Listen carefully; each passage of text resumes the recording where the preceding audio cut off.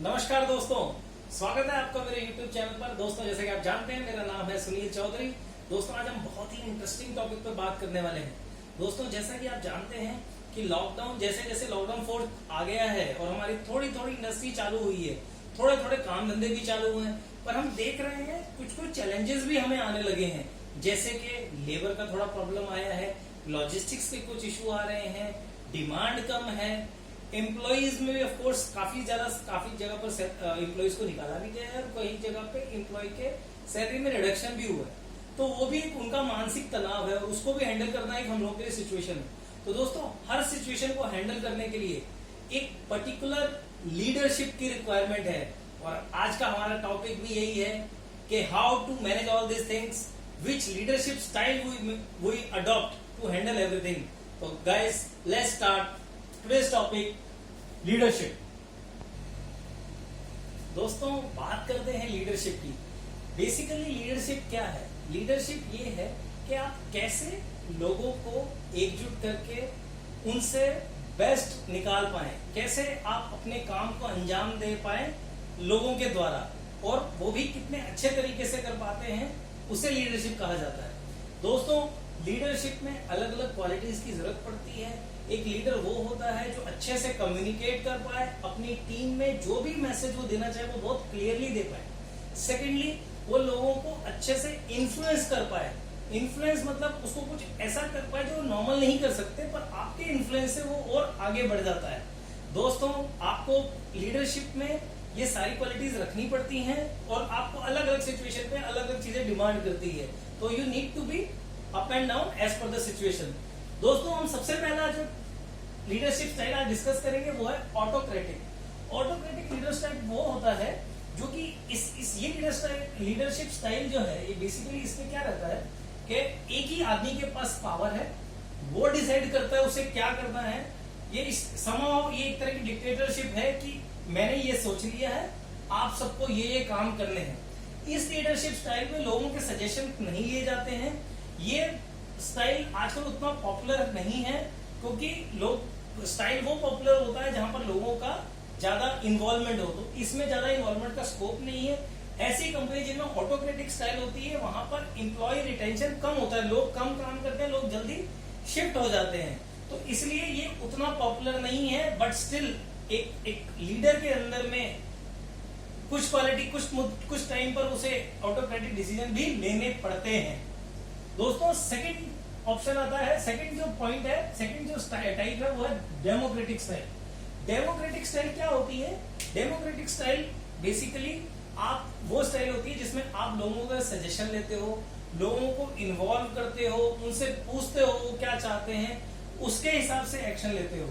दोस्तों democratic style बहुत ही popular style है, लोग पसंद करते हैं इन्वॉल्व होना, लोग अपना सजेशन देना चाहते हैं, लोग अपना इन्वॉल्वमेंट देना चाहते हैं। लोग इन कंपनीज में जहां डेमोक्रेटिक लीडरशिप होती है वहां ज्यादा काम करना चाहते हैं क्योंकि उन्हें ऐसा लगता है कि उनकी सुनी जा रही है। इसका एक ड्रॉबैक क्या है कि इसमें डिसीजन मेकिंग थोड़ी स्लो हो जाती है क्योंकि हर कोई इसमें इन्वॉल्व है, हर कोई अपना सजेशन दे रहा है, तो इस स्टाइल में डिसीजन मेकिंग थोड़ी स्लो हो जाती है। पर ऑटोक्रेटिक में डिसीजन मेकिंग बहुत फास्ट होती है क्योंकि एक ही आदमी के पास पावर है। दोस्तों तीसरा आता है ब्यूरोक्रेटिक। ब्यूरोक्रेटिक क्या होता है? दोस्तों ब्यूरोक्रेटिक में एक सेट नियम है कि अलग अलग लेवल पर इतने इतने ही काम होने हैं। मैं आपको एक एग्जांपल से समझाता हूँ। जैसे आप हेल्थ केयर इंडस्ट्री में जाओ तो जैसे ही उसमें हर लेवल पे अलग अलग काम है और कोई एक बंदा दूसरे का काम नहीं करता। मतलब जिसने बिलिंग करनी है बिलिंग करता है, उसके बाद आपको कोई एडमिशन लेने जाएगा वो अलग काम होगा, टीपीए वाला अलग काम करेगा, आगे नर्स का अलग है, फिर उसी तरह सिग्नेचर्स करने वाले भी अलग अलग हैं, पास करने वाले अलग अलग हैं।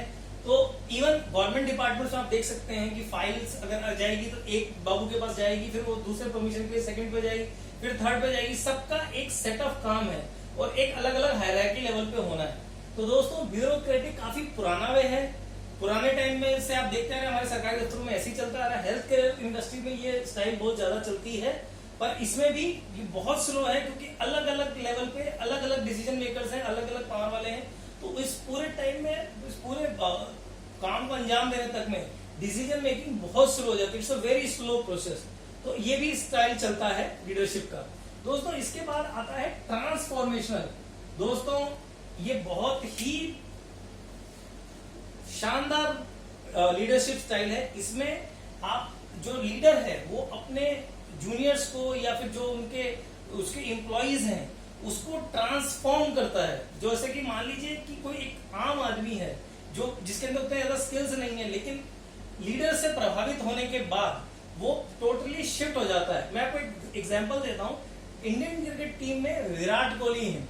विराट कोहली ने अपना फिटनेस लेवल उस लेवल पर लेके गए हैं कि आज हर कोई उनसे प्रभावित है और आज मोस्टली लोग फिट हैं इंडियन टीम में। तो उनका स्टाइल अगर आप सिर्फ फिटनेस की बात करें तो that is totally transformational.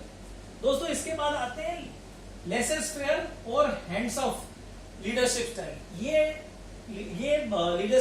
Leadership style क्या है कि इसमें आप लोगों के ऊपर काम छोड़ देते हैं, वो अपना काम अपनी जिम्मेदारी से करें, आप सिर्फ ऑब्जर्व करते हैं, आप देखते हैं। ये मोस्टली वहां पर होता है जहां पर सीनियर टीम्स होती है, सीनियर लोग इन्वॉल्व होते हैं, तो उनको अपना काम दे दिया जाता है और वो आपका काम है सिर्फ ऑब्जर्व करना, आप ऑब्जर्व करते हैं। ये बेसिकली जैसे आप देख लीजिए क्रिएटिविटी इंडस्ट्री में बहुत ज्यादा चलेगा, जैसे फैशन इंडस्ट्री, तो लोगों को बोल दिया जाता है आप अपने अपने हिसाब से डिजाइन बनाओ और उसके बाद लीडर उसको देखता है कि क्या है और क्या नहीं है। तो ये भी एक तरह का लीडरशिप स्टाइल है। दोस्तों इसके बाद आता है ट्रांजैक्शनल स्टाइल। जैसा आप नाम से ही समझ पा रहे हैं ट्रांजैक्शनल, तो ये बेसिकली इसमें क्या है, इस स्टाइल में अगर कोई व्यक्ति अच्छा काम कर रहा है तो आप उसको इनाम भी देते हो, और अगर वो अच्छा काम नहीं कर रहा है तो आप उसे निकाल भी देते हो। दोस्तों ये शॉर्ट टर्म गोल्स को अचीव करने के लिए किया जाता है।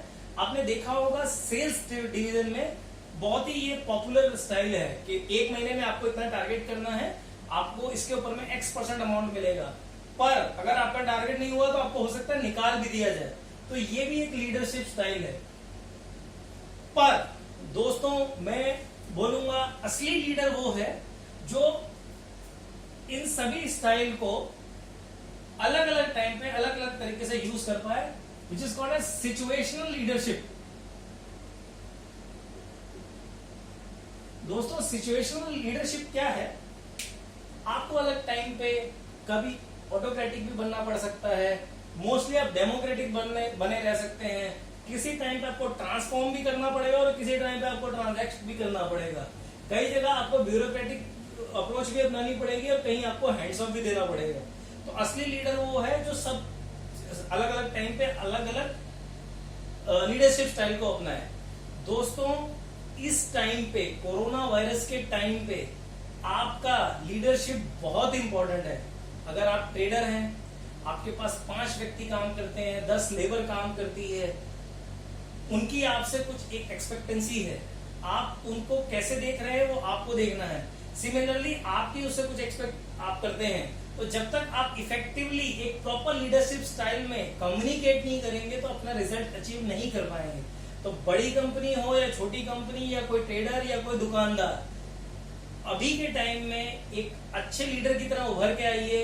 It is the right time where if you will communicate properly, तो यकीन मानिए दोस्तों ये टाइम को आप अच्छे से निकाल देंगे और इस सिचुएशनल लीडरशिप अप्रोच को आप लीजिए अपने साथ में और इस सिचुएशन पे सक्सेस पाइए। Thank you very much.